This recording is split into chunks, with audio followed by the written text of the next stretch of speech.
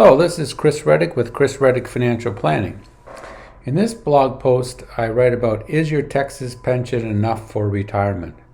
Right, that's a common question that I get. I have this pension I'm saving for, so it could be either TRS or ERS, which is the state pension, or it could be some other pension that you have.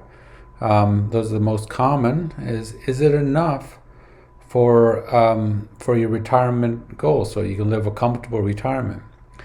So the issue with pensions is that you're not responsible for the investments. So unlike a 401k plan or a 403b, you're actually responsible for investing the money that you set aside. So that's typically, you set aside a portion of money into a 401k or 403b, and then your employer typically would do a match, and then you are given alternatives to invest the money in, and you try to get the best return you can, like given the investment alternatives that you have.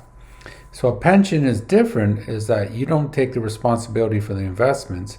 The government takes the responsibility for investments. So they'll determine all this, and then they'll give you a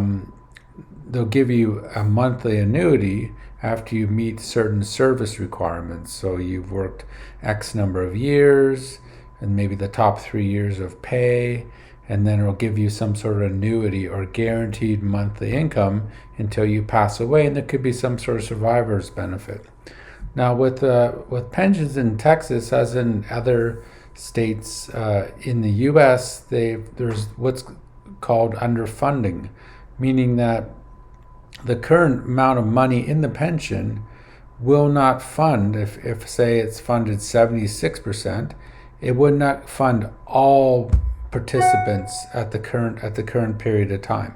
So there would be a 24% that it wouldn't be able to fund. Now it's assuming that it funds every participant that wants to retire right now and can retire right now, right? So that's not really the case, because people retire at different time periods. But it's not 100% funding. It's like, unlike a 401k, you put the money in the plan, and then you know where it is, and then you get it out. Okay, so that's the kind of common thing you have in state pensions, that they're underfunded, and there's no exception in Texas that is the case. But it's not at a level I would be alarmed about. But there's some instances in Houston, for example, I mentioned in the blog post, where there's issues with that.